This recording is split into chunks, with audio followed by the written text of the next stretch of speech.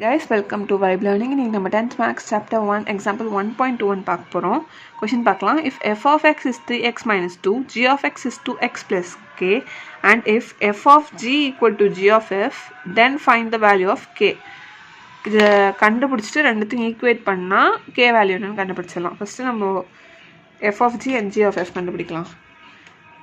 f of g of f, g of x பார்க்கலாம் first. இப்போ f of g of x, இப்போ f of g of x என்னது 2x plus k. இப்போ f of x ஃபார்மேட்டில் இருக்கா. இப்போ f of xல x இருக்கிற இடத்துல x இருக்கிற இடத்துல 2x plus k சப்ஸ்டியூட் பண்ணணும். அப்போது 3x இருக்கிற இடத்துல 2x plus k minus 2. இப்போ 6x plus 3k minus 2. இப்போ அதே மாதிரி g of f of x, g of f of x என்னது 3x minus 2. அதே மாதிரி g of xல இந்த x இருக்கிற இடத்துல 3x minus 2 சப்ஸ்டியூட் பண்ணிக்கணும்.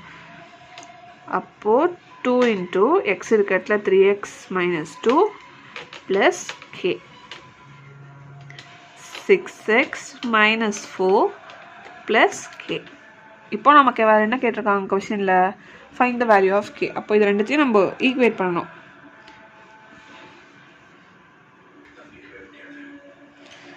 Six x plus 3k minus 2 equal to 6x minus 4 plus k.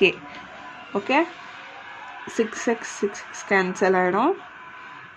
இப்போது இந்த k அந்த சைடு போயிடுச்சுன்னா 3k minus k, இந்த minus 2 அந்த சைடு போயிடுச்சுன்னா minus 4 plus 2, இது 2k, இது minus 2. இப்போ k equal to minus 2 by 2, k ஓட வேல்யூ -1. அவ்வளோதான், நமக்கு கேட்டது k ஓட வேல்யூ கண்டுபிடிக்க சொல்லி. தேங்க்ஸ் ஃபார் வாட்சிங்.